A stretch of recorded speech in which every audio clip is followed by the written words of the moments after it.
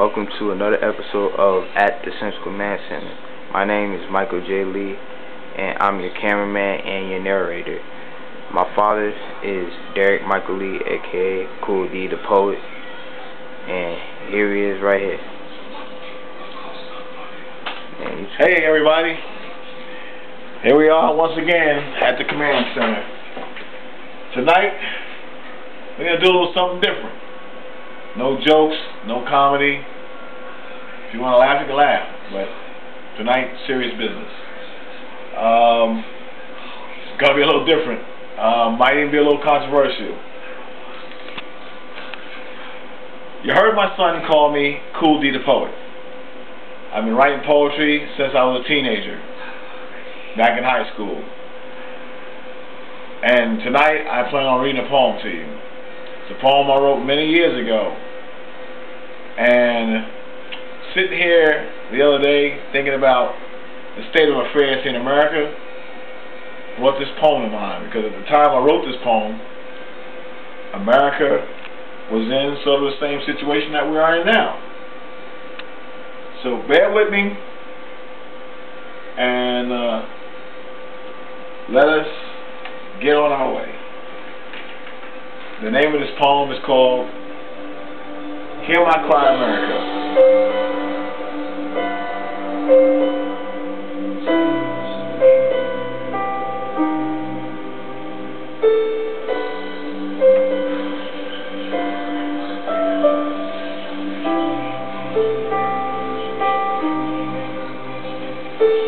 Struggling to live, struggling to be somebody, struggling to identify with myself and my fellow man, struggling for so many years and crying a lot of tears.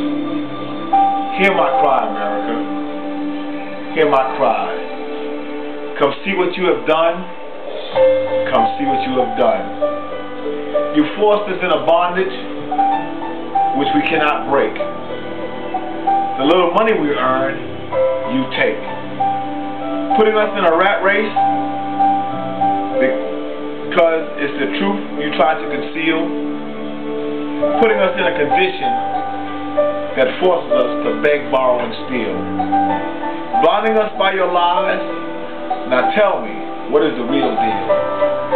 Hear my cry, America. Hear my cry.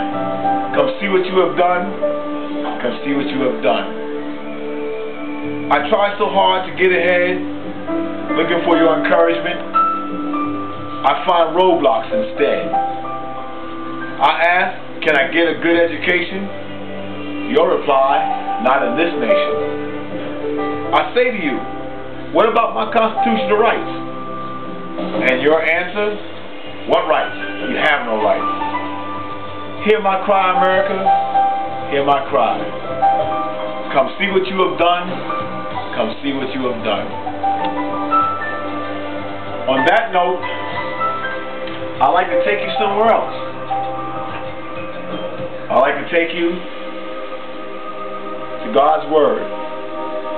From the Holy Bible, I give you Matthew chapter 5, verses 3 to 11. Blessed are the poor in spirit, for theirs is the kingdom of heaven. Blessed are they that mourn, for they shall be comforted. Blessed are the meek, for they shall inherit the earth. Blessed are they which hunger and thirst after righteousness, for they shall be filled. Blessed are the merciful, for they shall obtain mercy. Blessed are the pure in heart, for they shall see God. Blessed are the peacemakers, for they shall be called the children of God. Blessed are they which are persecuted for righteousness' sake, for theirs is the kingdom of heaven. Blessed are ye when men shall revile you, persecute you, and shall say all manner of evil against you falsely for my sake. May God add a blessing to the reading of His holy word. Now you're free to think about what I said and You're entitled to your own opinion. That's why we are Americans, because we have the freedom of speech. That's why I write. That's why I voice my own opinion on things. We're going to switch the tempo up a little bit for you. As I said, it can get a little controversial. And we're going to go to Mr. Robert Nesta Marley. You know, Mr. Marley, he too was outspoken. He was outspoken in his music. Spoke about righteousness. Spoke about oppression. Spoke about our conditions. And with Robert Nesta Marley playing in the background, I'd like to speak about some things that are going on today, which is the state of affairs here in America, especially our economic situation. We have our first black African-American president ever in the history of the United States. That's President Barack Obama. He's a hard-working president. But there's one problem. He's getting no help from his fellow men in the government. President Obama tries to do things to help this country get back on its feet. But because it's not liked by the Republicans, and because the Republicans are the majority right now in Congress, they kill most of his bills. The only bills that he's allowed to pass is when they can piggyback something they want on his bill that has nothing to do with the bill he wrote. Usually those things are for the rich. We're getting to a position here in America where we may be down to 2 classes as opposed to 3. You know, currently there's the poor, or what we call low income, the middle income, and the rich. They're getting ready to eliminate the middle income and make them ride along with the low income, and they're going to be low income and rich. We had an educational bill that was killed in Congress by these Republicans that was going to bring jobs, fix safer highways, and also fix some of the highways, and also help our schools in this nation. But because he wanted to tax the rich and the wealthy, Congress killed the bill. This is what we're facing right now. We got a man. But before I get to this man, let's talk about the GOP candidates. I'm not going to name them. If you've been watching TV, you know who these folks are. They spend more time trying to bash President Obama than they are actually letting us know what they're trying to do for the country. Then there's a businessman from the state of Georgia. I call him Herman Uncle Tom Kane. Mr. 999, or you flip it upside down and you got Mr. 666. He plans on putting this tax out that's going to give the wealthy a tax break, like they haven't had tax breaks all their life. My idea is everybody should be taxed fairly based on the money they're bringing in. Right now the federal tax is 9%. Everybody should be taxed 9%. No loopholes. The rich have too many loopholes where they pay no tax at all. The middle class, they're working it fingers to the bone, and they're paying that 9% tax. And sometimes they hardly even see a tax return. And then the low income, they're slaves. They work, and they have to try to get resources from the county and maybe the federal government to get by.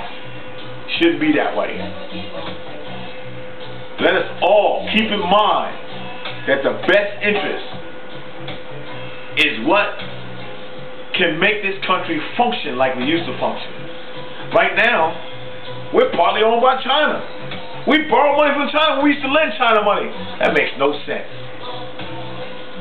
All this came to be because we had a little short, Napoleonic president by the name of George W. Bush, who took us from the black, which we were left in by Bill Clinton, to now being in the red, and we can't get out the red.